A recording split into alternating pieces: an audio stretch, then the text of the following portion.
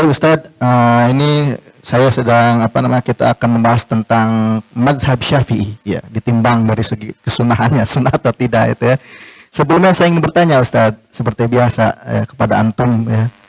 Sudahkah antum menulis Ustadz, buku tentang madhab Syafi'i secara khusus? Saya ya. Secara khusus enggak, tapi di dalam kitab seri fikih kehidupan jilid pertama bagian muqaddimah itu memang ada banyak kaitan dengan mazhab, salah satunya mazhab Asy-Syafi'i. Nah, kalau yang secara khusus itu Ustaz Ajib tuh magisternya itu, tanyain aja. Ustaz Ajib, sepertinya antum punya buku khusus nih tentang mazhab Syafi'i. Kalau yang berbahasa Arab baru satu ini tentang Qaul Qadim dan Qaul Jadid Imam Syafi'i. Kalau yang berbahasa Indonesia ada itu buku PDF yang gratis itu. Yang pertama mengenal lebih dekat mazhab Syafi'i.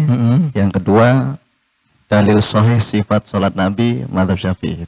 Sudah ada dan itu bisa download gratis. Sudah ada, tinggal di download saja. Ya, bisa di alamat rumahfikih.com, di situ nanti ada karya Ustadz Ajib ya tentang mazhab Syafi'i. Beliau memang spesialis mazhab Syafi'i. Langsung saja nih, karena sudah mulai memanas nih tentang mazhab Syafi'i. Saya mau bertanya pada siapa dulu nih? Boleh, terserah. Apaan dulu pertanyaan? Oke, pertanyaan begini Ustaz. Bagaimana perkembangan atau munculnya mazhab Syafi'i ini ya dari mulai pertama Imam Syafi'i sampai hari ini kita sekarang ini Ustaz? Fase-fasenya atau perkembangannya? Ya, dia dulu deh. Ya, silakan Ustaz Ajib. Bismillahirrahmanirrahim. Assalamualaikum warahmatullahi wabarakatuh. Waalaikumsalam warahmatullahi wabarakatuh. Bismillah, alhamdulillah, wassalatu wassalamu ala rasulillah wa ala alihi wa ashabi wa man walah amma ba'du. Jamaah yang dimuliakan Allah subhanahu wa ta'ala, malam hari ini insyaallah kita akan sama-sama membahas mengenai madhab Syafi'i, apakah sesuai sunnah atau tidak. Namun sebelum itu, saya ingin bertanya dulu nih kepada jamaah yang hadir ini. Semuanya ini bermadhab apa antum di sini? Syafi'i beneran? Atau Syafi'i KW ya? Ya. Kalau ditanya orang, nama Imam Syafi'i itu aslinya siapa? Lengkapnya? Bisa nggak menyebutkan nasab beliau sampai bertemu dengan nasabnya Rasulullah Sallallahu Alaihi Wasallam? Ya. Kita mengaku bermadzhab Syafi'i, tapi kadang-kadang Pak ya, urusan sepele seperti tadi, nama aslinya, terus kitabnya Imam Syafi'i apa, itu kadang-kadang kita tidak tahu. Bahkan belum pernah mungkin Pak ya, kita ngaji fikih Syafi'i khatam, itu pernah enggak? Satu kitab saja. Dari Toharoh sampai akhir gitu. Mungkin belum pernah ya. Baru Toharoh, sholat, libur. Ulangi lagi. Toharoh, sholat, puasa, libur, ganti ustadznya pindah dan seterusnya. Enggak khatam-khatam. Makanya ini penting bagi kita untuk belajar fikih mazhab Syafi'i secara tuntas. Tadi ditanyakan oleh Ustadz Galih mengenai perkembangan mazhab Syafi'i dari masa ke masa itu seperti apa.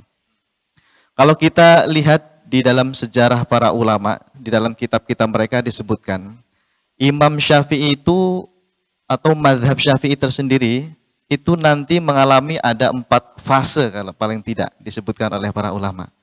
Yang pertama disebut dengan fase marhalatut takwin ya, pembentukan madhab, itu yang pertama nanti.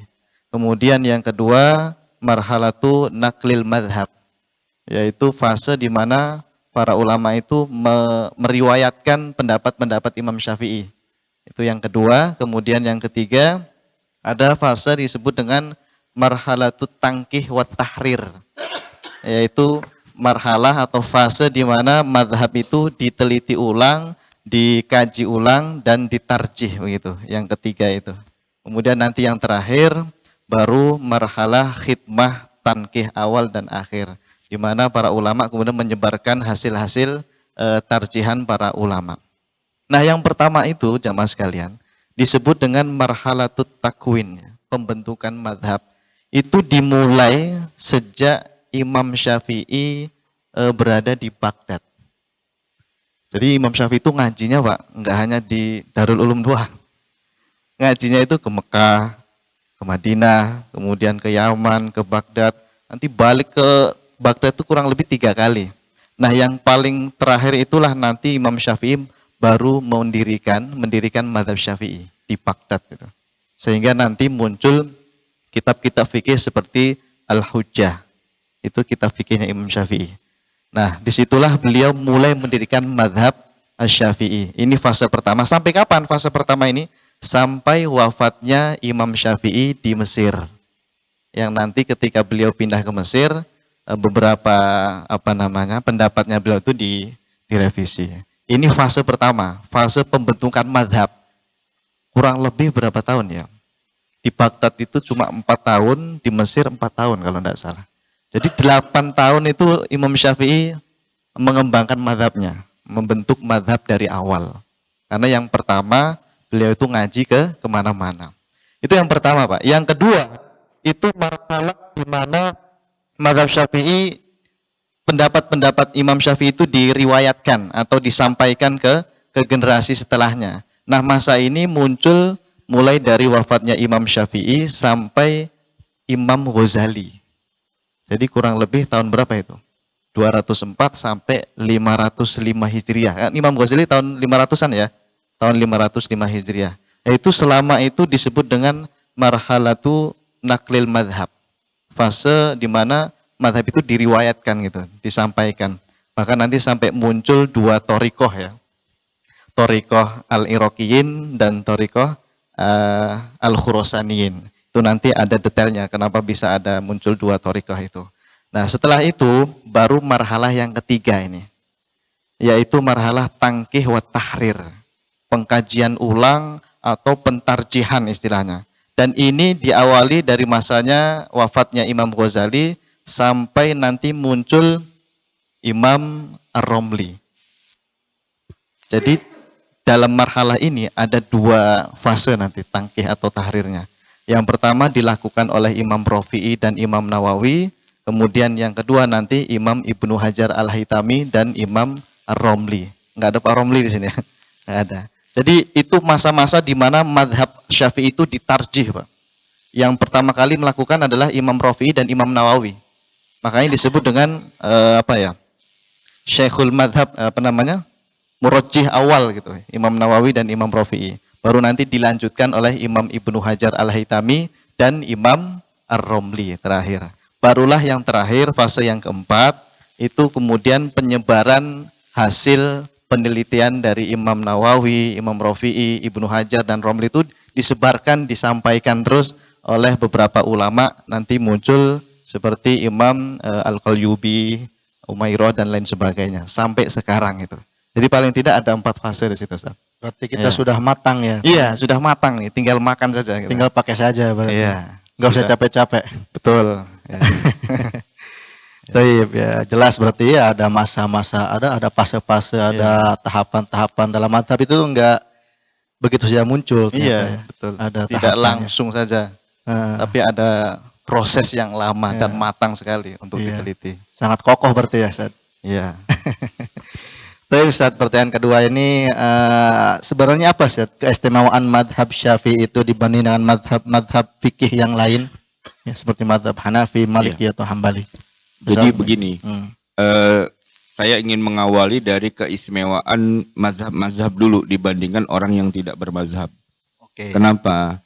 Karena di zaman kita sekarang yang banyak beredar itu adalah kembali kepada Quran dan Sunnah. Buanglah mazhab-mazhab itu karena dia manusia juga. Kan kita disuruhnya hanya berpegang pada Quran Sunnah, tidak usah pakai pendapat para ulama begitu. Nah, jadi begini Pak, awalnya sih memang seperti itu ketika di masa sahabat. Kalau ada masalah ya mereka merujuknya kepada Rasulullah Shallallahu Alaihi Wasallam. Tapi yang jadi masalah kemudian ketika Nabi wafat, mau merujuk ke siapa? Quran ada, hadis ada. Tapi ini jawaban dari masalah ini apa? Ya, menyesuaikan atau mencocokkan antara ayat ini berarti hukumnya adalah begini, itu ya. Nah, itu kan masih satu pekerjaan lagi. Qurannya ada, tapi bisa dipakai apa enggak? Dipakainya di mana dan sebagainya. Kalau di masa Nabi, tanya pada Nabi. Tapi kalau Nabi wafat, nanyanya ke siapa? Ya nanyanya kepada para sahabat tentunya yang ahli gitu kan. Para sahabat yang ahli dalam bidang itu. Nah, cuman sahabat itu ternyata juga satu dengan yang lain juga bisa beda-beda. Jadi kita pakai yang mana nih, gitu ya. Nah, sehingga kemudian permasalahan yang muncul itu bukan masalah kembali ke Quran, kembali ke Sunnah. Kalau itu mah udah selesai, memang kembali ke Quran dan Sunnah. Tapi bagaimana ayat Quran atau hadis itu bisa dipakai dalam kehidupan yang nyata? Kita pakai yang mana ya ayatnya? Kita pakai yang mana hadisnya, gitu ya. Yang mana nanti itu yang bisa ngejawab adalah para sahabat karena Nabi sudah wafat. Tapi karena sahabat ini banyak, kita pakai yang mana pendapat sahabat ini, gitu ya. Yang ternyata berbeda. Yang ternyata saling berbeda. Berarti tinggal masalahnya mengkaji pendapat para sahabat itu mana yang lebih valid, gitu ya, mana yang lebih kuat, gitu. Nah, itu ketika terjadi di zaman sahabat, zaman tabi'in. Nah, begitu masuk zaman atba'ut tabi'in, nah ini udah jadi banyak banget. Sahabat kan jumlahnya sampai 124.000, banyak banget begitu. Bagaimana mendapatkan informasi yang paling valid dari setiap masalah yang ada itu? Kajiannya berarti kajian sahabat ya, dengan masing-masing dalilnya. Jadi akhirnya nggak cukup cuma bilang Qur'annya begini, hadisnya begini. Ntar dulu, ya, siapa yang bilang begini, dari mana analisanya, bagaimana kaidahnya, bagaimana cara menarik kesimpulan hukumnya, itu kan pekerjaan yang rumit, yang kemudian diistilahkan dengan ijtihad.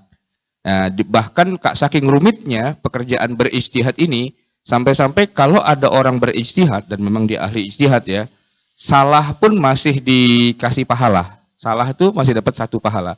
Tapi kalau dia benar, maka dia dapat 2 pahala. Tapi dengan syarat yang ngerjainnya harus mujtahid, gitu kan.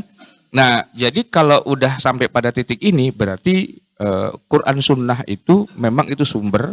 Tapi untuk bisa mendapatkan hukumnya, untuk bisa mengistimbat, itu harus ada prosesnya. Nah, untuk melakukan proses-proses itulah harus ada madrasahnya, ada sekolahannya. Nggak cuman asal tarik kesimpulan. Nah, sekolahnya di mana? Ya. Nah, di zaman para atba'ut tabi'in, tadi kan sahabat, tabi'in, atba'ut tabi'in gitu ya. Nah, di bawahnya ini, nah inilah masa 4 mazhab itu. Karena sudah ada sekolah. Jadi kalau tadi dibilang Imam Syafi'i bikin mazhab, itu maksudnya apa? Deklarasi gitu, baca dengan ini mazhab Syafi'i dinyatakan berdiri takbir, bukan begitu, bukan itu. Ini bukan bikin organisasi, Pak. Ya, bukan bikin partai, bukan bikin apa, bukan, tapi bikin madrasah. Madrasah itu jadi sekolahan, gitu ya. Tempat mengajarkan metodologi. Ini ayatnya ini, hadisnya ini. Itu bagaimana metodologinya, istimbat itu sampai kemudian bisa jadi hukum, itu ada sekolahannya. Nah, sekolahannya inilah yang kemudian muncul di mana-mana, ya kan. Di zamannya Imam Syafi'i itu ada 13 ya yang terkenal. Pertama di Kufah, ya, di Basrah dulu, yaitu Imam Hasan Al-Basri. Itu pendiri mazhab besar. Cuman yang jadi masalah tuh ya beliau setelah wafat gitu ya, muridnya pada burs, pada habis, pada bubar. Jadi pernah ada tapi bubar gitu. Di Mesir juga ada ya, ada Imam Al-Laits gitu ya. Dan sayangnya begitu juga kasusnya. Nah, yang bertahan sampai hari ini tuh 4. Yaitu di Kufah itu Imam Abu Hanifah gitu ya. Terus di Hijaz atau di Mekah Madinah gitu, itu di Madinahnya ada Imam Malik rahimahullah. Kemudian Imam Malik punya murid namanya Imam Asy-Syafi'i. Imam Asy-Syafi'i kemudian punya murid lagi namanya Imam Ahmad bin Hambal. Nah, uniknya Syafi'i dibandingkan dengan 4 yang tadi, dia itu menjadi titik temu dari 4 mazhab itu. Titik temunya gimana? Pertama, Imam Syafi'i belajar ke Madinah sama Imam Malik. Berarti kan Imam Malik kan pendiri mazhab. Saat itu Imam Asy-Syafi'i bermazhab apa? Ya bermazhab Maliki, bermazhab gurunya dong, ya kan? Iya. Nah, tapi setelah semua jurus-jurus itu diturunkan kepada Imam Syafi'i, ya kan? Ibarat silat tuh jurus udah diturunin semua. Udah habis. Nggak pakai disisain. Kalau orang guru silat kan disisain 2, biar muridnya nggak bisa ngalahin gurunya gitu kan. Nah, ini kata Imam Malik, saya udah selesai nih ngajarin kamu semua. Ilmu saya udah turun sama kamu semua. Jadi udah sering suruh gantiin Imam Malik ngajar di Masjid Nabawi. Karena dia kader paling tinggi di antara semua muridnya Imam Malik gitu. Cuman kata Malik, saya sering susah ngejawab kalau ente nanya tuh jelimet gitu, kadang-kadang puyeng juga. Ya. Karena logikanya main, mantiknya main, ya kan itu. Kata Imam Malik, udah kamu belajar aja ke sono ke Kufah. Di sono ada mazhab besar juga namanya mazhab Hanafi. Coba ente belajar sono nih, duit 50 dinar pakai dah buat modal belajar ke sana. Berangkatlah Imam Malik nih ke perguruan lawannya gitu kan untuk belajar ilmu lampah lumpuh gitu di sana itu. Nah, tapi di Kufah Imam Abu Hanifah sudah wafat. Adanya ada imam murid-muridnya Abu Hanifah, ada Abu Yusuf, ada Muhammad yang lebih intens kepada Imam Muhammad bin Hasan Asy-Syaibani. Nah, belajar tuh banyak semua logika-logika dasar. Kan emang mazhab Hanafi ini kan akal logika itu main banget gitu kan. Ada yang namanya kias apa segala macam gitu. Akhirnya lulus. Jadi dia balik lagi ke rumah Imam Malik gitu ke Madinah bilang, udah semua ilmunya udah saya kuasain gitu. Jadi Imam Syafi'i ini punya keistimewaan apa? Dia belajar kepada dua mazhab besar di zamannya. Mazhab Maliki dan mazhab Hanafi. Di Maliki jadi kader nomor 1, di Hanafi juga jadi kader nomor 1. Karena diakui juga bahwa Imam Syafi'i itu logika mazhabnya bermazhab Hanafinya itu sangat kuat juga, dipakai juga. Nah sehingga ketika nanti Imam Syafi'i datang lagi ke Baghdad yang ketiga gitu ya, ketika beliau tadi dibilang bikin mazhab itu adalah kombinasi, kompilasi dari kekuatan mazhab Maliki yang kuat pada asar, pada hadis gitu ya. Kan Imam Malik itu kan guru besar hadis, ya paling tinggi derajat muhaddis sedunia itu Imam Malik. Kalau Bukhari kan memang belum lahir saat itu. Nah sementara Imam Malik itu memang guru besar hadis. Jadi muridnya langsung itulah Imam Syafi'i. Tapi sekaligus juga dia guru besar mantik, logika, kias dan sebagainya. Karena memang dia belajar sama Muhammad bin Hasan Asy-Syaibani. Jadi ketika dia buka di Baghdad itu, orang yang dulunya bermazhab Maliki pada ikut ngaji sama dia. Yang dulu bermazhab Hanafi pada ngaji sama dia. Jadi banyak gitu muridnya. Karena emang dia pakai dua-duanya, nggak cuman pakai hadis aja, sunnah saja, nggak cuman pakai logika saja, tapi di combine gitu. Maka jadi banyak gitu. Dan banyak juga mazhab-mazhab yang lain yang pada bubar lari ke sini semua gitu. Jadi besar madrasahnya itu. Dan lebih parah lagi, bukan lebih parah sih ya, lebih canggih lagi adalah tadi kan di Baghdad berapa tahun? Beliau 4 tahun. Karena situasi perpolitikan di Baghdad itu nggak seru banget gitu ya, ada cebong kampret apa gitu-gitu kan. Ya jadi nggak kondusif, orang mau belajar tuh dikit-dikit dihasut sana, dihasut sini gitu kan. Nah beliau cari tempat yang lebih kondusif, ke Mesir. Di Mesir tuh tidak ada ribut-ribut urusan politik. Semua lebih asik di Mesir. Maka ke Mesir itulah kemudian Imam Syafi'i meneruskan lagi. Dan memang itu nanti dia ada sedikit, istilahnya itu, merevisi ya, apa pendapat yang lamanya itu.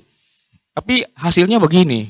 Dari Maghrib, dari mana-mana itu pada ngaji juga gitu. Sehingga akhirnya dampaknya itu begitu Imam Syafi'i sudah wafat, muridnya itu tersebar di mana-mana. Paling banyak, tidak ada suatu negeri yang tidak ada orang bermazhab Syafi'inya. Gitu. Kalau satu negeri nggak ada mazhab Hambalinya, banyak gitu. Satu negeri nggak ada mazhab Hanafinya, banyak gitu. Tapi kalau satu negeri kok nggak ada Syafi'inya, nggak mungkin. Gitu, pasti ada gitu. Karena dia menyebar di mana-mana. Kalau kayak di Mesir tuh ya Syafi'i banyak, Hambali banyak, Maliki juga ada, gitu kan. Tapi kalau kayak di Indonesia, enggak ada. Ya satu-satunya mazhab cuma Syafi'i aja, karena mazhab-mazhab yang lain tuh nggak nyampe ke sini, gitu. Jadi dia yang paling besar, yang paling merata. Maka Dr. Wahbah Az-Zuhaili ketika menyebutkan peta penyebaran mazhab Syafi'i, dia bilang memang mazhab Syafi'i yang paling banyak di seluruh dunia. Kita ketemu di Yaman ada Syafi'i, di Mesir ada Syafi'i, di Saudi aja ada Syafi'i gitu. Iya, nggak usah ngomong di Indonesia, semuanya nggak ada yang bukan Syafi'i.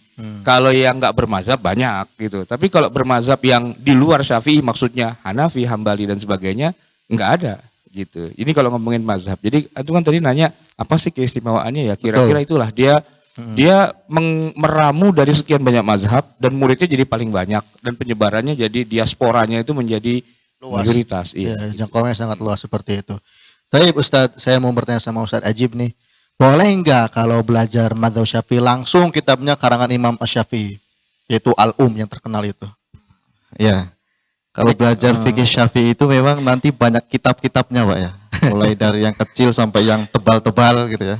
Nah, kalau ada orang bertanya tentang bolehkah kita belajar fikih Syafi'i langsung ke kitab Al-Um, ini nanti harus ketemu beberapa perkara ini nanti.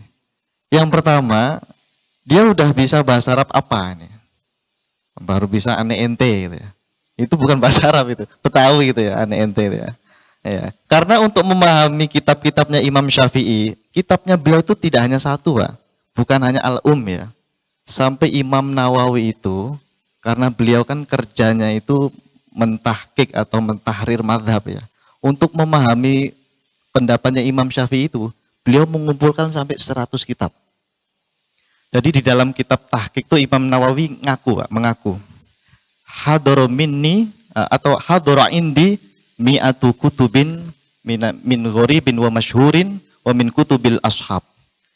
Saya ini di rumah, kata Imam Nawawi, punya kurang lebih 100 kitab dari Imam Syafi'i. Bayangin Pak, 100 kitab itu beliau teliti semua, tentu saja dibaca ya. Karena beliau kan ingin mengkaji dan mentarjih mana ini pendapat Imam Syafi'i yang paling kuat dari beberapa kitabnya beliau itu. Jadi kalau ada orang ingin belajar fikih Imam Syafi'i langsung ke kitabnya Imam Syafi'i, ya harus melalui seperti apa yang dilakukan Imam Nawawi. Bisa nggak dia kira-kira membaca beberapa kitabnya Imam Syafi'i itu? Karena tidak boleh menentukan, oh ini pendapat Syafi'i begini di Al-Um misalkan begitu. Tidak boleh bahasa Arab terjemahan saja. Ya. Itu ada beberapa tempat itu ngaji kitab Al-Um. Iya. Iya, ngajinya kitab Al-Um. Bahkan Itu kitab Arisalah. bahkan Arisalah dan terjemahan lagi gitu ya. Ini gimana ini ya? Sampai saya pernah mendengar ada seorang ustadz mengatakan orang Indonesia ini banyak yang mengaku bermadzhab Syafi'i tapi tidak pernah membaca kitab Al-Um, katanya begitu. Padahal bermadzhab Syafi'i. Nah, kita jawab. Orang belajar fikih Syafi'i itu tidak harus langsung ke kitabnya Imam Syafi'i. Karena tadi ya, butuh proses yang sangat luar biasa seperti yang dilakukan oleh Imam An-Nawawi yang mengumpulkan semua kitab-kitabnya Imam Syafi'i sampai 100 kitab itu. Nah, untuk memudahkan belajar fikih Syafi'i, ya kita cukup dengan mempelajari apa yang sudah dikerjakan oleh Imam Nawawi itu. Makanya beliau kan termasuk ulama tarjih dalam madzhab Syafi'i. Kita baca Pak kitab-kitabnya Imam Nawawi. Kalau masih enggak punya, ya kita baca kitab-kitab yang di bawahnya, yang setelahnya Imam Nawawi sampai ke sini nanti ada yang paling kecil ya. Seperti apa? Kalau di kampung-kampung itu. Safinatun Najah ya, ada kan? Ada juga kitab Takrib. Itu untuk pemula, Pak. Untuk pemula dasar untuk belajar fikih madzhab Syafi'i. Jangan langsung yang gede-gede dulu, yang gampang-gampang dulu, Pak. Ya, makanya kalau dituduh orang fikih Syafi'i nggak ada dalilnya. Ya karena yang dibaca yang kita pemula, Takrib, Safinah itu memang tidak ada dalilnya. Itu dibuat untuk memudahkan bagi pemula yang mau belajar fikih Syafi'i. Kalau mau tahu dalil madzhab Syafi'i lengkap Quran hadisnya, ya baca yang agak tebelan dikit lah. Kitabnya Imam Nawawi misalkan dan yang lainnya. Jadi begitu. Kenapa alasan kita tidak langsung belajar ke kitabnya Imam Syafi'i? Karena fikih Syafi'i itu atau yang ditulis oleh Imam Syafi'i itu tidak hanya satu kitab. Banyak beberapa kitab yang itu nanti diteliti oleh Imam Nawawi mencapai 100 kitab gitu. Ya. Luar biasa ya Imam Nawawi. Luar biasa, rahimahullah. Rahimahullah. Baik Ustaz, ada anggapan begini Ustaz, Imam Syafi'i itu kalau dibanding Imam Bukhari, Imam Muslim dan A'immatul Hadis itu kurang levelnya masih kurang dengan alasan atau dengan anggapan karena Mustad Imam Syafi'i itu hanya bersih sekitar 1.600-an hadis. Sedangkan kan Imam Bukhari kita tahu ya, Imam Muslim ya, Amirul Mukminin fil hadis. Nah, dan Imam Syafi'i itu enggak fokus di bidang hadis. Nah, apakah benar anggapan itu bahwasanya Imam Syafi'i itu kurang begitu menguasai atau mendominasi ilmu hadis dibanding Imam Bukhari atau Imam Muslim?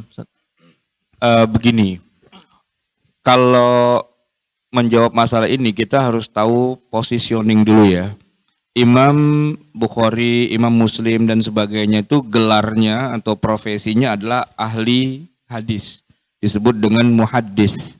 Sedangkan kalau kayak tadi 4 mazhab itu, mereka bukan ahli hadis dalam arti cuma bisanya hadis doang, tapi sudah lebih jauh lagi, yaitu bagaimana menarik kesimpulan hukumnya. Kalau Bukhari itu ya, atau para muhadis itu tugasnya berhenti sampai hadis ini valid apa enggak, ya, sahih apa enggak, berhenti sampai di situ. Terus hukumnya apa? Ya lu atur aja bagaimana lah. Itu pokoknya tugas saya nih memastikan hadisnya sahih gitu kan. Nah, mungkin orang kayak Imam Bukhari, kayak Imam Muslim dan sebagainya, dia juga punya pendapat-pendapat pribadi sih. Tapi pendapatnya pendapat pribadi, bukan merupakan sebuah sistematika, bukan sebuah metodologi dalam menarik kesimpulan hukum. Bukhari itu punya pendapat pribadi gitu ya. Tapi kita nggak bisa bilang bahwa Bukhari itu adalah imam dalam fikih, itu enggak. Jadi nggak ada fikih Bukhari itu nggak dikenal. Nggak gitu. ada mazhab Bukhari. Nggak ada mazhab Bukhari, nggak ada fikih Bukhari. Adanya Sahih Bukhari. Sahih Bukhari itu ya penelitian terhadap kesohihan hadis gitu ya. Nah beda dengan para mujtahid. Kalau mujtahid itu kalau ahli hadis ya haruslah, ya kan. Dan Imam Asy-Syafi'i itu sudah menghafal Al-Muwatta di usia berapa? 10 tahun. Artinya dia sudah bukan cuma hafal Quran. Kalau hafal Quran kan 5 tahun ya. 7 tahun. Nah, di usia 10 tahun dia menghafal Al-Muwatta. Maka dia sudah jadi muhaddis gitu, sudah ahli hadis, sudah hafal gitu. Dan dapat sanadnya lebih lebih dekat kepada Rasulullah dibandingkan Imam Bukhari. Imam Bukhari itu kalau kita bikin sanad tuh Pak ya. Kan Asy-Syafi'i punya murid namanya Imam Ahmad. Nah, Imam Ahmad itu punya banyak murid, salah satunya Imam Bukhari. Jadi kalau bicara urut-urutan, cucu itu sebenarnya, cucu murid gitu dari sisi keilmuan hadis gitu. Nah, sementara kalau ke atas Imam Syafi'i itu kan gurunya Imam Malik gitu. Nah, Imam Malik punya guru banyak, salah satunya adalah Nafi' Maula Ibnu Umar gitu. Nah, Nafi ini dia adalah orang yang belajarnya langsung kepada sahabat Nabi. Salah satunya adalah Ibnu Umar. Ibnu Umar adalah sahabat Nabi, jadi gurunya langsung Rasulullah. Maka kalau diriwayatkan suatu hadis dari Malik an-Nafi' an Ibnu Umar an Rasulillah, itu disebut dengan silsilah zahabiyah as-sahhul asanid. Sanad yang paling sahih sedunia itu bukan dari jalur Bukhari kemana, bukan, tapi dari jalur Imam Malik kepada Rasulullah. Nah, Imam Syafi'i adalah muridnya Imam Malik. Jadi kalau bicara apakah Imam Syafi'i gak ngerti hadis? Oh, jangan keliru. Justru beliau pakarnya hadis di zamannya. Tapi kenapa nggak bikin Sahih Syafi'i gitu misalnya? Nggak penting gitu, nggak penting. Kenapa? Nggak, maksudnya begini. Kalau masalah kesohihan hadis, emang dikira bahwa orang yang pertama kali menemukan hadis sahih itu baru Bukhari doang. Dan sebelum Bukhari nggak ada yang kenal hadis sahih. Enggak. Semua orang tahu konsep hadis sahih gitu loh. Cuman kenapa Sahih Bukhari jadi ngetop? Ya itu kebetulan aja ngetop. Karena Imam Ibnu Shalah kemudian mengatakan dibandingkan dengan semua hadis kitab-kitab hadis yang merangkum kesohihan, ini yang paling killer, yang paling ketat, yang paling strict banget itu adalah Bukhari gitu, nomor 1 dalam masalah ketatnya gitu dari kesohihan. Tapi jamaah sekalian, Islam itu bukan masalah hadis sahih apa tidak. Ya kalau masalah sahih mah Quran tuh Pak, 6.000 ayat lebih, kan semuanya udah sahih. Tapi apakah kalau Quran itu sahih lantas udah selesai masalah? Enggak. Bagaimana menggunakan ayat itu dalam implementasi hukum-hukumnya? Nah itu yang jadi masalah. Makanya Imam Syafi'i enggak cuman berhenti sampai ini hadis sahih ya, enggak gitu loh. Itu pekerjaan sederhana buat seorang Syafi'i di usia berapa tadi 12 tahun dia udah hafal, udah selesai urusannya. Dan kitab yang dihafal itu Al-Muwatta itu. Al-Muwatta itu kayak Sahih Bukhari juga. Dikatakan Muwatta karena disepakati. Artinya kan Muwatta itu disepakati oleh 70 ahli hadis di zaman Imam Malik. Jadi nggak usah lah kita bicara Imam Syafi'i nggak ngerti hadis gitu, ketahuan begonya gitu loh. Ketahuan begonya sama dengan orang mengatakan Haji Roma Irama itu nggak ngerti dangdut. Weh, ngawur, enak aja Roma Irama nggak ngerti dangdut. Kata dangdut itu sendiri yang menciptakan adalah Roma Irama. Dangdut suara gendang, rasa ingin berdendang. Terajana. Itu kata apa juga, Ustaz? Sebelumnya mana ada orang menyebut kata dangdut? Enggak, OM. Apa? Orkes Orkes Melayu. Melayu. Enggak disebut dangdut. Pencipta kata dangdut itu Roma Irama. Enak aja dibilang Roma Irama nggak ngerti dangdut. Sama orang bilang Syafi'i nggak ngerti hadis. Bego banget tuh, jangan pamer-pamer begonya. Apa? Dia bilang Bukhari lebih ngerti hadis daripada Syafi'i. Justru kata sahih itu datangnya dari Al-Imam Asy-Syafi'i. Dia yang menjelaskan bahwa ente kalau pakai hadis tuh nggak boleh main pakai-pakai aja. Periksa dulu sanadnya, periksa dulu riwayatnya, nyambung apa enggak, ada syadz apa enggak dan sebagainya. Syarat kesohihan itu adanya ditemukan pertama kali secara struktural itu dalam kitab Ar-Risalah. Ar-Risalah yang nulis adalah Imam Syafi'i. Jadi kalau ada orang bego hari ini tiba-tiba dengan enaknya bilang Syafi'i gak ngerti hadis sahih, dhaif semua, enak aja lo, ngaji dulu yang benar, jangan asal ceblak aja itu mulut gitu kan, kita sumpelin sambel baru nyonyor itu. Barangan aja ngomong itu kan karena nggak tahu ceritanya gitu. Baik Ustaz. Lalu bagaimana tanggapannya nih antum Ustaz Ajib nih? Kalau ternyata banyak hadis dhaif katanya di kitab-kitab fikih madzhab Syafi'i ini, bagaimana tanggapan Ustaz Ajib ini? Tergantung ini. Dia membaca kitab fikih Syafi'i yang mana dulu? Kalau membaca kitabnya Imam Nawawi yang ada 27 jilid itu ya, Al-Majmu' Syarah Al-Muhadzab. Memang di situ banyak hadis dhaifnya. Tapi bukan untuk diamalkan. Tapi sekedar untuk memberi informasi bahwa ini hadisnya dhaif. Tapi tidak dipakai oleh madzhab Syafi'i. Gitu. Jadi kalau kita baca benar-benar fikih Syafi'i Pak ya, semua dalil madzhab Syafi'i itu insya Allah sahih. Silahkan baca semua kitab fikih Syafi'i. Kalau ada yang dhaif, bawa sinilah gitu ya. Bawa sini. Saya sarankan baca kitabnya Imam Nawawi yang Al-Majmu' itu. Kenapa? Karena ada seorang ulama besar ya, namanya Imam Ibnu Khuzaimah. Ibnu Khuzaimah itu ahli hadis ya, ahli hadis sekitar tahun 300-an atau 400-an.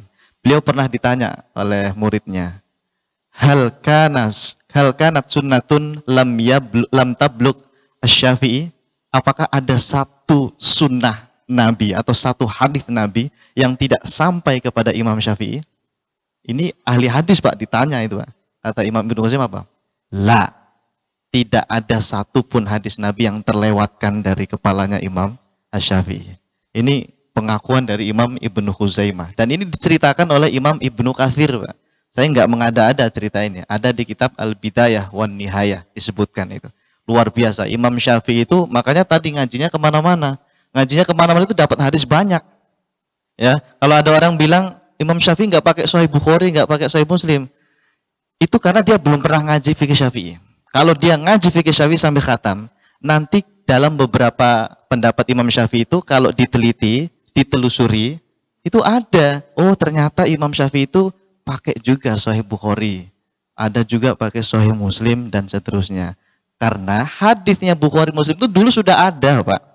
Dulu sebelum munculnya Imam Bukhari dan Imam Muslim, hadis yang ditulis oleh para ahli hadis tadi sudah ada di kepala para imam madhab, cuman tidak ditulis, itu saja, tidak dituliskan oleh Imam Syafi'i dan yang lainnya. Nah yang menuliskan itu yang mengumpulkan ya tadi Imam Bukhari, Imam Muslim dan yang lainnya. Jadi seperti itu. Ini perlu kita klarifikasi ya. Jadi begini, saya lihat di YouTube banyak, kalau nggak ada tulisannya, mana bisa dibuktikan bahwa hadisnya itu ada, gitu ya. Jadi yang namanya hadis itu harus ada tulisannya. Harus ada tulisannya. Dan yang nulis baru di zamannya Bukhari. Nah begini jamaah sekalian, para ulama di masa lalu, yang namanya hadis itu memang tidak pernah ditulis, termasuk Quran. Karena mereka menghafal, itulah gunanya menghafal Quran, menghafal hadis. Jadi nggak ditulis. Maksudnya nggak ditulis tuh nggak semua mereka kemudian menulis hadis-hadis yang sudah dihafal. Bahkan kitab-kitab matan tuh kitab yang ditulis oleh para ulama. Tadilah misalnya Ar-Risalah gitu ya, Al-Um, Al-Hujjah dan sebagainya yang ditulis oleh para ulama itu pun dihafal juga. Jadi dikatakan mereka itu jadi ulama, itu minimal hafal Quran, hadis dan kitab-kitab. Jadi kitab itu dihafal, gitu kan? Nah, karena mereka menghafal, mereka tidak perlu menuliskannya lagi. Buat apa ditulis, orang udah dihafal, gitu kan? Jadi tidak ditulis gitu. Tapi di kepala mereka ada dan mereka tahu dan mereka pakai, mereka gunakan gitu. Nah, oleh karena itulah nanti karena ada tuduhan, nggak ada hadisnya, cuma di kepala doang, gitu kan? Imam Al-Baihaqi kemudian menulis gitu. Ya, beliau punya banyak kitab. Salah satunya adalah As-Sunan Al-Kubro, As-Sunan As-Sughro. Nah, itu dia tulis. Jadi hadis-hadis yang dipakai oleh Al-Imam Syafi'i, yang Syafi'i nggak menyebutkan rawahu siapa gitu, nggak nyebutin memang gitu. Tapi hadisnya ada gitu kan. Nah, itu kemudian diteliti oleh Al-Imam Al-Baihaqi. Pada saat Imam Syafi'i mengatakan ini hukumnya begini, hukumnya begitu, hadisnya ini memang tidak ada tercantum rawahul Bukhari, kan Bukhari juga belum lahir gitu ya. Tapi oleh Al-Baihaqi ditulis an-annya itu dari siapa, dan akhirnya Al-Baihaqi mengatakan, nih ya, hadis yang dipakai Syafi'i itu semua udah saya teliti dan sahih semua. Gitu. Maka ada Imam Al-Baihaqi itu begini. Lucu ya. Semua ahli hadis itu berhutang kepada Al-Imam Syafi'i. Karena mustalah hadis sahih, hadis apa dan sebagainya, itu peletak dasarnya itu Imam Syafi'i. Tapi Al-Imam Syafi'i berhutang kepada Al-Baihaqi. Kenapa? Karena yang memastikan sahihnya hadis yang dipakai Imam Syafi'i itu Al-Baihaqi. Imam Al-Baihaqi. Nah, gitu. Maksudnya Masalah. bukan berarti dulu Syafi'i nggak tahu hadis sahih, enggak. Sahih, cuman nggak penting untuk dikasih tahu ini sahih apa enggak gitu, ya kan? Karena semua orang udah tahu bahwa itu hadis sahih gitu. Cuman kan emang nggak ada bukti tertulis gitu loh masalahnya. Tidak ada untuk validasi. Tidak ada validasi. Nah, kemudian oleh Al-Baihaqi divalidasi, ditulis. Maka bacalah As-Sunan Al-Kubro. Itu makanya kunut subuh itu, Pak, dalam mazhab Syafi'i kan sunnah muakkadah gitu ya. Emang ada hadis sahihnya? Ada. Kalau dibilang di kepala, jangan bilang di kepala. Buka Sunan Al-Kubro. Al-Baihaqi. Nah, karena kalau bilang di kepala, ya nggak ada hadisnya, ngaku-ngaku doang, mana tertulisnya?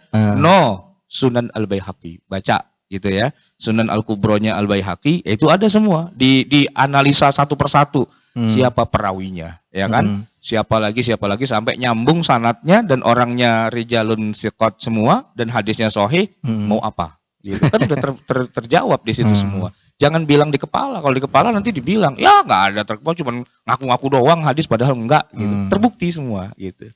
Tadi Ustaz ngomongin masalah kunut subuh, tapi saya mau tanya Ustaz Ajib nih. Tadi antum bilang silahkan datang ke sini ya.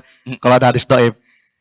Ada Ustaz, masalah kunut subuh itu kan hadisnya itu dhaif Ustaz. Kenapa? Karena ada rawi namanya Ja'far Ar-Razi, Abu Ja'far Ar-Razi. Itu katanya dhaif. Ya. Nah, ini bagaimana tanggapan antum, Ustaz? Oke, bagus ini. Ini saya tantang ini. Memang ada di beberapa video di YouTube tuh ya. Ada seorang ustadz sampai bilang kunut subuh itu ada dalilnya, tapi dhaif, kata dia begitu. Dan dia sampai menyampaikan bahwa karena hadis kunut subuh itu ada salah satu perawi yang namanya, ini terkenal nih, Abu Ja'far Ar-Razi, Pak. Terkenal sekali. Kalau ada orang belajar fikih Syafi'i mengomentari tentang hadis kunut subuh, pasti yang diserang ini Abu Ja'far Ar-Razi. Kenapa Abu Ja'far Ar-Razi ini? Kita baca dulu sanadnya ya. Itu sanadnya itu kalau dari Imam Syafi'i dan ke atas itu dari haddatsana Ibrahim, haddatsana Muhammad bin Amr, haddatsana Abu Nuaim, haddatsana Abu Ja'far Ar-Razi, haddatsana Ar-Rabi bin Anas, baru kemudian An Anas bin Malik. Itu sahabat Nabi. Nah, ada perawi tadi namanya siapa? Abu Ja'far Ar-Razi. Itu dikatakan dhaif. Begini, Pak. Kata para ulama ahli hadis dan seperti Imam Al-Baihaqi, kemudian Imam Hakim, Ad-Darqutni dan lain sebagainya. Abu Ja'far Ar-Razi ini memang dikomentari ulama-ulama zaman dulu tuh ada yang bilang Sayyul Hifdi, ada yang bilang Solihul Hadis. Tapi ini harus diperinci biar nggak salah paham. Abu Ja'far kalau dia jalurnya melalui Mughirah setelah diteliti oleh Imam Al-Baihaqi. Tapi kalau jalurnya melalui Ar-Rabi bin Anas, kemudian Anas bin Malik, itu semua jalurnya sahih, Pak. Makanya di sini jangan tertipu dengan kalimat Abu Ja'far Ar-Razi dhaif, Abu Ja'far Ar-Razi lemah. Itu lemah kalau dia melewati jalurnya Mughirah. Disebutkan ada rinciannya ternyata ya. Iya, ada rinciannya. Karena jalurnya banyak di situ. Saya usah nanti dan melalui jalur Mughirah. Gitu. Makanya dihukumi hadisnya sahih semua itu. Ya, makanya banyak yang terjebak di situ memang. Abu Ja'far Ar-Razi dhaif, Abu Ja'far Ar-Razi dhaif. Tunggu dulu, itu sudah dijelaskan oleh ahli hadis. Ternyata kalau jalurnya lewat Robi tidak seperti itu. Baik Ustaz, kita rehat dulu. Oke. Lanjutkan lagi kajiannya ya. Bagaimana Ustaz Ajib? Tadi antum sudah menjelaskan bahwasanya Abu Ja'far Ar-Razi ini apabila jalurnya lewat Mughirah itu dhaif, Ya. tapi kalau lewat tadi Rabi ya dari Rabi bin Anas. Rabi bin Anas itu sahih. Betul. Seperti itu penjelasan para ulama. Makanya seperti banyak itu. yang keliru di situ kan, terjebaknya dengan perawi Abu Ja'far Ar-Razi di situ. Dan yang hadis kunut ini melalui melalui Mughirah. Rabi bin Anas. Rabi bin Anas itu. Ya. Berarti ya sahih berarti. Sahih semua hadisnya. Berarti kunut subuh itu sunnah muakkadah itu sahih Ustaz. Iya, hadisnya sahih itu. Masya Allah. Yang bilang dhaif itu enggak ilmiah itu. Enggak ilmiah. Dia bohong dia. Allahu a'lam. Baik, Ustaz, saya mau bertanya sama antum Ustaz. Kenapa Imam Bukhari atau Imam Muslim ya ketika menyebutkan hadis ya, menyebutkan rawi-rawinya itu tidak ada nama Imam Syafi'i. Dalam artian beliau tidak mengambil jalur hadisnya itu dari jalur Imam Syafi'i. Padahal kan kita tahu Imam Syafi'i di zamannya itu kan ahli semuanya, ya. Ahli hadis, ahli ijtihad semuanya. Nah, kenapa di kitab Bukhari atau di kitab Muslim nggak ada nama Imam Syafi'i di rawi hadisnya? Ini bagaimana Ustaz, tanggapan antum? Jadi begini, kita harus gambarkan ya, hadis itu kan sumbernya Rasulullah. Di level kedua ya, itu kan sahabat. Berapa jumlah sahabat? Jangan dikira sahabat itu jumlahnya cuma 60 doang. Sebagaimana judul buku, 60 karakteristik sahabat Rasulullah. Jangan dipikir begitu. As-Suyuti dan Ar-Razi itu menyebutkan angka 124.000, kata Suyuti, Ar-Razi mengatakan 114.000. Jadi jumlah sahabat tuh banyak banget, baru pada level kedua. Nah, gimana kalau level ketiga? Tabi'in, sahabat tabi'in kan? Wah, itu udah banyak banget. Terus berikutnya lagi tabi'in, itu jadi puluhan juta gitu ya. Nah, maka kalau di level nanti Bukhari yang udah jauh banget ke bawah, dia sampai ke Rasulullah tapi jalurnya nggak ketemu lewat jalur Syafi'i, nggak masalah. Karena hadis itu bukan dilewati oleh 1-2 jalur doang. Ada berjuta-juta jalur gitu kan. Satu. Yang kedua, Imam Bukhari itu kitabnya bukan cuma Sahih Bukhari. Beliau punya banyak kitab yang lain ya. Nah, yang tadi itu kan cuma lewat jalur Sahih Bukhari gitu ya. Terus diperiksa semua rijalnya kok nggak ada kesebut nama Syafi'i. Ya enggak lah, enggak harus gitu, enggak harus kesebut. Kenapa? Karena di level sahabat aja sudah 124.000, di level tabi'in udah berjuta-juta, di level atba'u tabi'in udah puluhan juta, maka ketika dia ngetres gitu tuh, narik kabel ke sana itu belum tentu nabrak rumahnya Syafi'i gitu. Ya kan? Jadi jangan dikira Nabi terus Imam Syafi'i gitu. Kalau enggak lewat Imam Syafi'i enggak gitu ya, enggak. Jalur kesohihan tuh bisa banyak dan Syafi'i juga bisa dapat juga, nggak harus istilahnya lewat jalur kayak gitu. Ini penjelasan dari sisi realitasnya tuh kayak gitu. Maka kalau Bukhari tidak dapat dari jalur itu ya wajar-wajar saja. Toh mereka juga nggak hidup sezaman, ya kan? Ya. Bukhari itu wafat 256, gitu kan? Syafi'i wafat 204, udah nggak sezaman. Jadi kalau dia nggak dapat dari Syafi'i ya wajar, tapi dia dapat mungkin dari salah satunya, misalnya dari Imam Ahmad. Imam Ahmad banyak dia dapat, dari yang lain-lain dia dapat gitu. Tapi ini satu hal, di sisi yang lain memang Asy-Syafi'i tidak mengkhususkan diri kepada penulisan atau periwayatan hadis gitu. Jadi murid-muridnya Syafi'i itu bukan muhaddis gitu, bukan ahli hadis. Beda, Al-Bukhari itu belajarnya istilahnya kampusnya atau fakultasnya, fakultas hadis lah gitu kira-kira. Ya kan, fakultasnya hadis gitu. Sementara Syafi'i fakultasnya apa? Fikih, syariah gitu. Jadi emang dua jalur yang berbeda ya. Para murid Syafi'i banyak yang nanti mereka berprofesi sebagai ahli hadis itu banyak gitu. Tapi produk-produk Syafi'i yang unggulan itu rata-rata bukan di bidang ilmu hadis, tapi di bidang ilmu fikih gitu. Jadi kan kalau nggak connect tuh wajar-wajar saja orang beda fakultas gitu kan. Orang satu fakultas saja kadang-kadang nggak kenal gitu kan. Ente di angkatan tahun berapa lulusnya? 2017. Saya lulus tahun 2001. Nggak ketemu kita gitu. Yalah, ketemu walaupun sama-sama di satu fakultas yang sama, beda angkatan udah nggak ketemu. Maka nggak nyambung tuh wajar-wajar saja. Tapi bukan berarti diragukan pernah kuliah di situ apa enggak? Beneran enggak? Kan kok gue enggak ketemu sih? Yang beda angkatan gitu kan.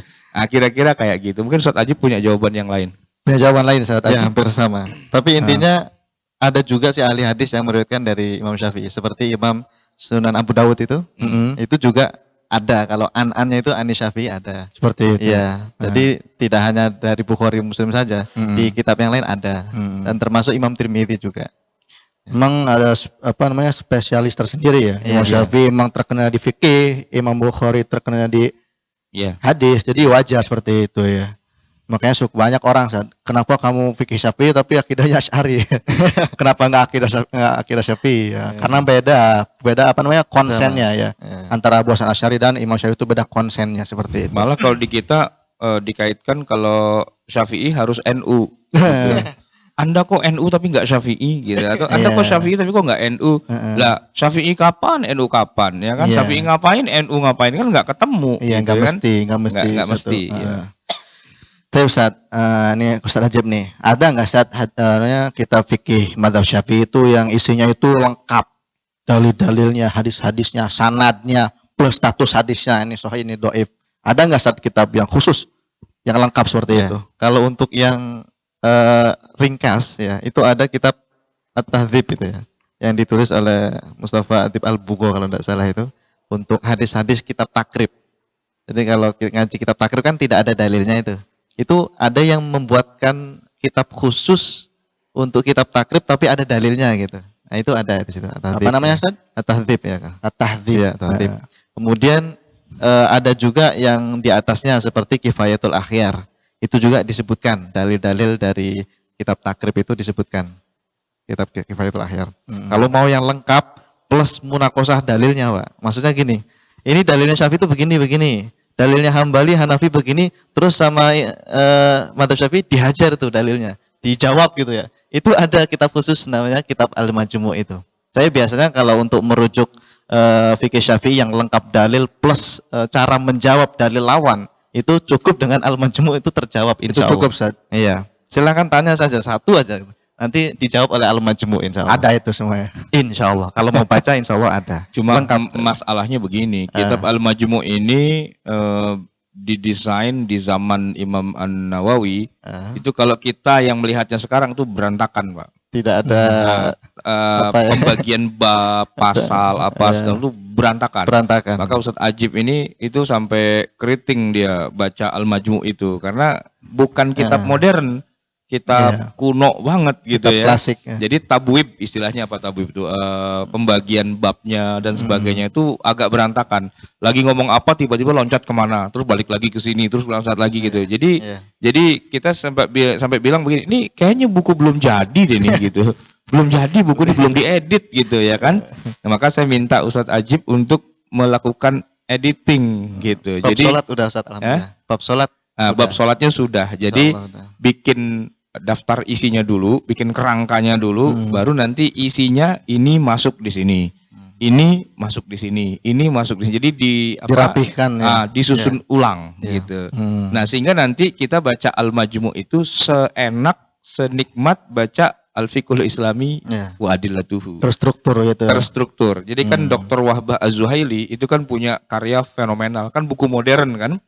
Kalau bisa bahasa Arab nih ya, kalau bisa bahasa Arab, 11 jilid itu enak banget karena sudah terstruktur dengan mudah. Kita tinggal buka daftar isi, ya Mau cari apa? cari apa, tek, ini lari ke sini ketemu gitu. Tapi kalau Al-Majmu' nggak ada daftar isinya. Jadi puyeng gitu kan. Yang ada faslun Ustaz. Yang ada faslun. Apa pasal ini nggak jelas juga gitu Faslun kan. sama Par'un. Nah, Dr. Wahbah Zuhaili bikin walaupun bukan hanya mazhab Syafi'i tapi 4 mazhab. Tapi lumayan. Cuma kalau Wahbah Zuhaili itu kan masih bahasa Arab. Nah, itu yang susah tuh, Pak. Nah, maka kemudian ada lagi yang bikin yang udah bahasa Indonesia, seri fikih kehidupan.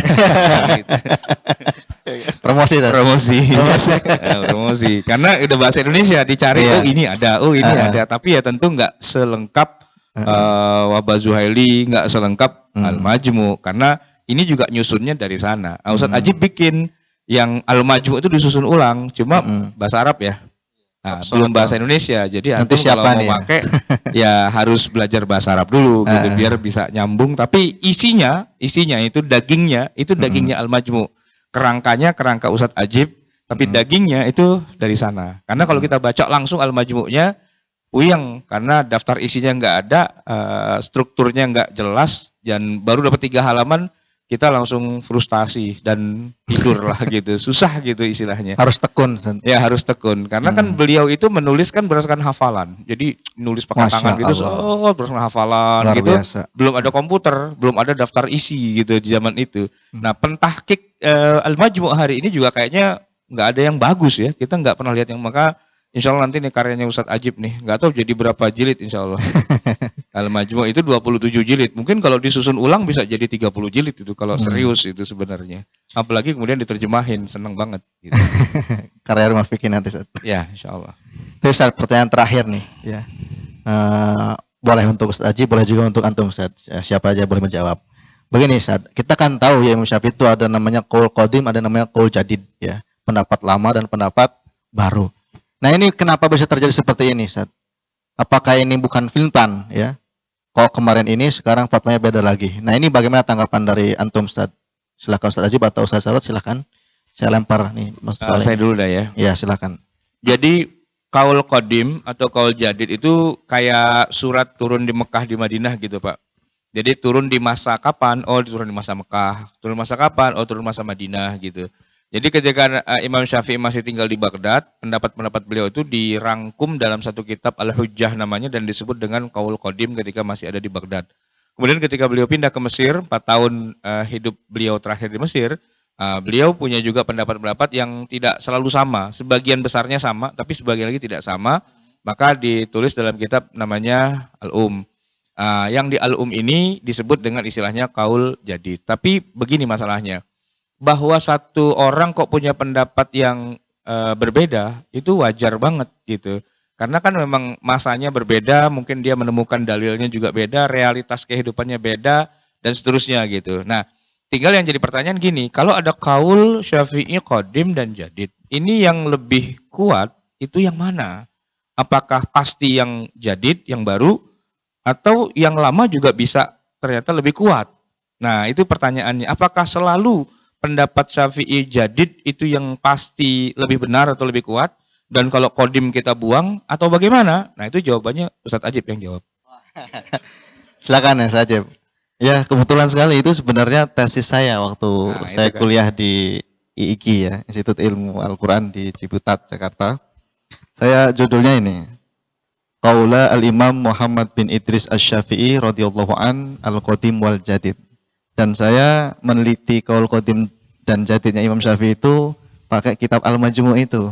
Karena ini referensi yang paling lengkap untuk menyebutkan qaul qadim dan qaul jadid. Jadi saya neliti, ini bab Thaharo itu mana nih yang qaul qadimnya Imam Syafi'i, mana yang qaul jadidnya. Terus bab sholat juga begitu, saya pilih mana qaul qadim dan qaul jadid dari Al-Majmu' semua itu. Sampai bab muamalah. Karena Imam Nawawi kan tidak selesai itu menulis Al-Majmu'.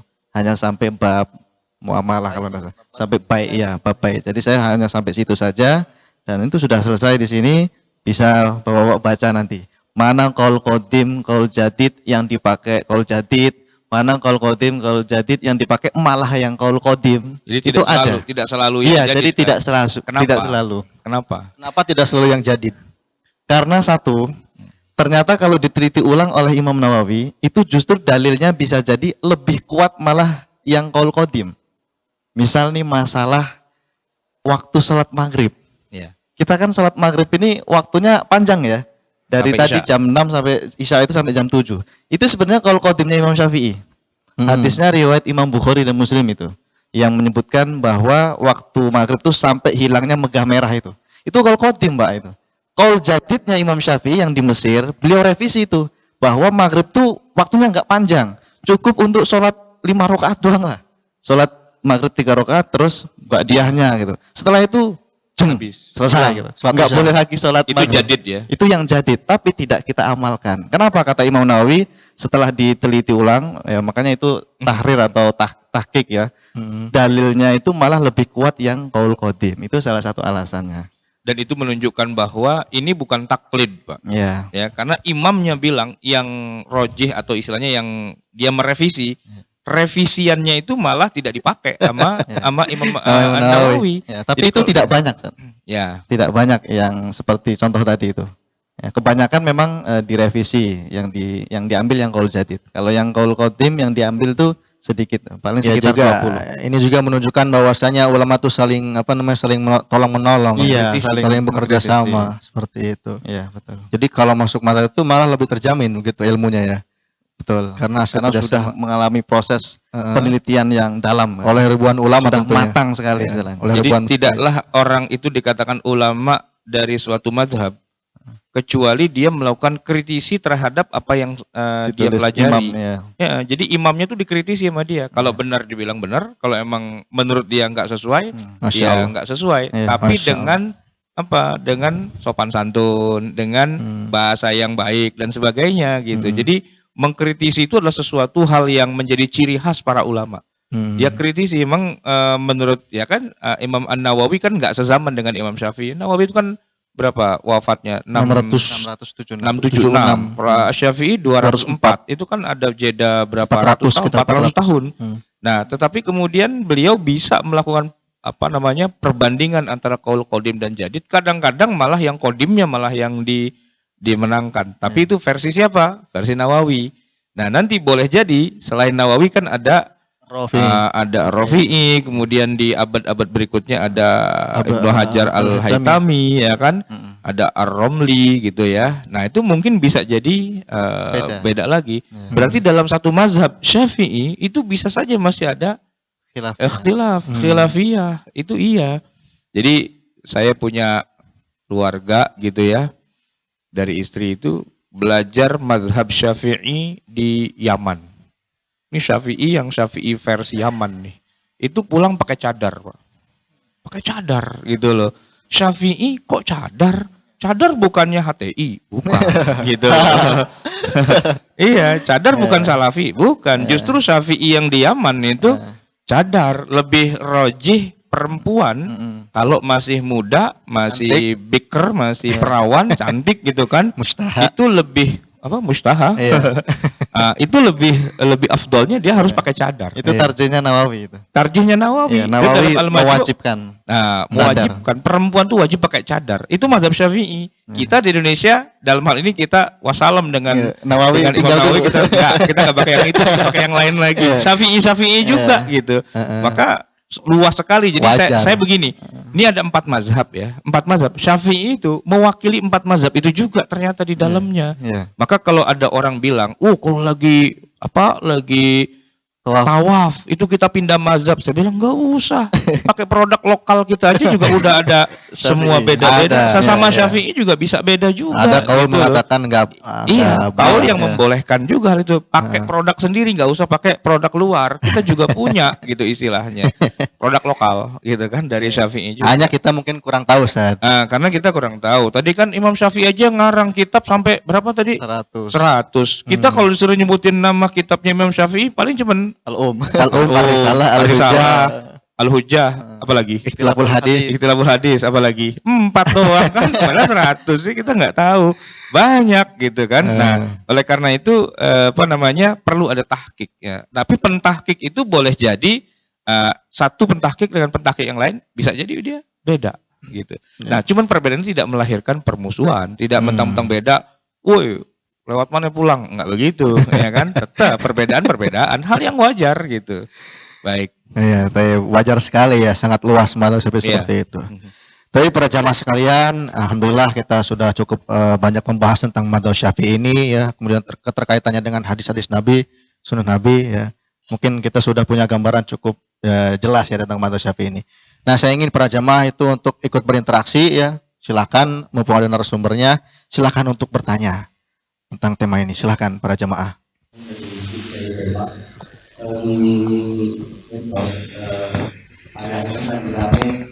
Untuk orang sholat di kereta yang kejadian di lorong, karena kudunya itu berbicara begini, kalau beragama tanpa pakai tinggi. Waduh. Jadi ada yang membalas lagi, wah masa sih dibilang orang sholat pakai tinggi, gua borong nih kelas bisnis buat sholat tua. Jadi menurut mazhab seperti seperti apa seharusnya. Ustaz pernah cerita bahwa tempat turun dari kereta ya, tapi saya itu seperti Waalaikumsalam warahmatullahi wabarakatuh. Siapa mau jawab nih? Saya nggak mengomentari gambar itu ya, tapi begini, nggak usah mazhab Syafi'i sih, tapi semua ulama 4 mazhab, bahkan yang di luar mazhab yang 4 pun semua sepakat bahwa sholat di atas kendaraan itu pernah dilakukan oleh Rasulullah. Cuman bedanya Rasulullah itu melakukannya bukan sholat fardu, sholatnya sholat sunnah.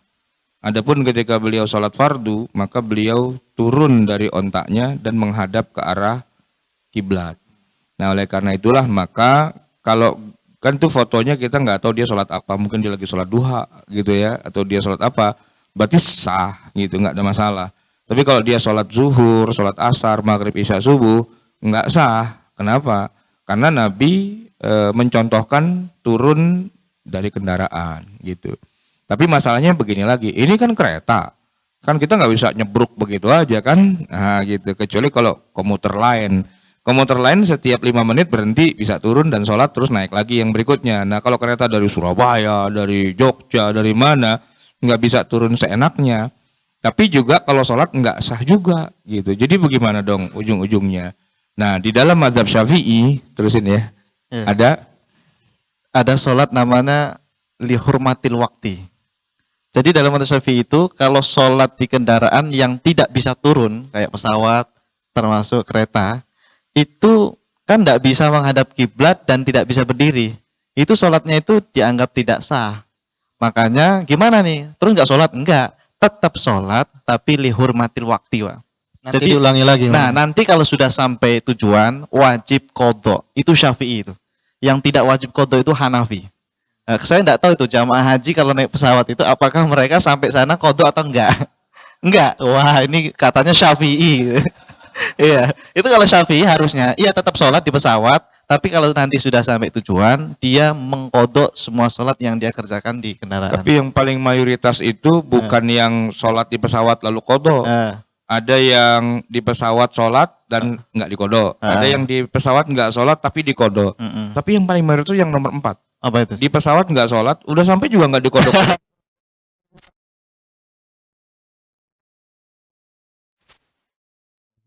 Ya, jadi Syafi'i begitu. Ada sholat. Jadi ada jamaah pulang umroh itu ya di mana di Cengkareng, saya tanya, tadi sholat zuhur nggak? Enggak, katanya gitu.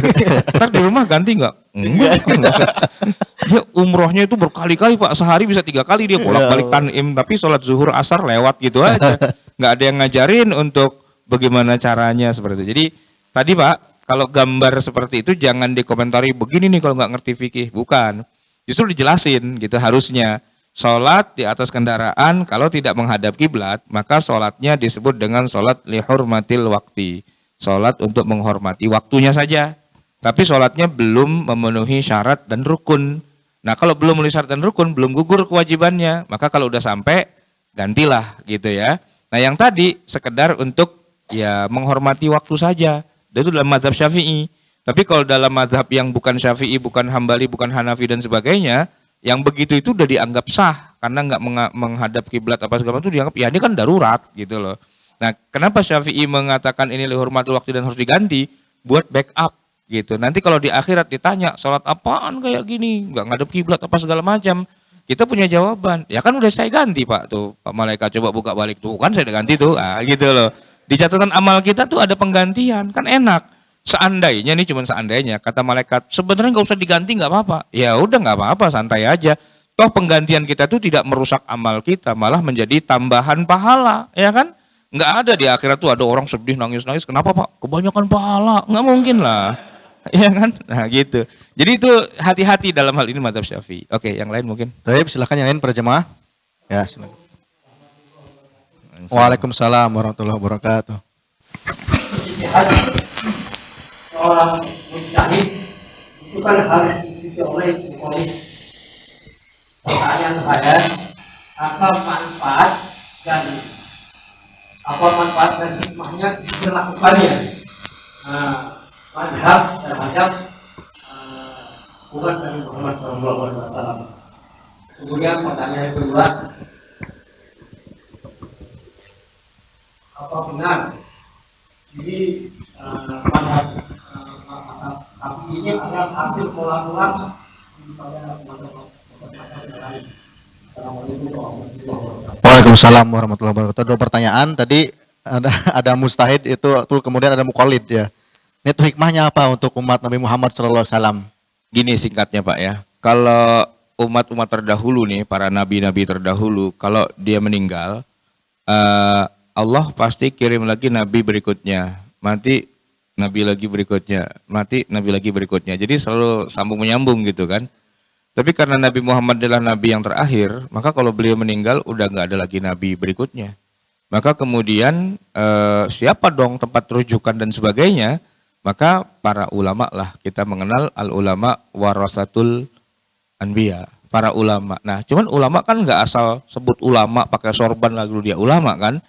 Keulamaan itu harus berangkat dari metodologi dalam mengistinbat hukum. Nah, madrasah atau sekolahannya itu yang kita sebut mazhab, ya begitu. Muridnya belajar gitu kan metodologinya, sehingga ketika mereka mengambil kesimpulan hukum, ini bukan ngasal, asal comot, asal ambil, asal simpulkan, tapi memang berdasarkan metodologi.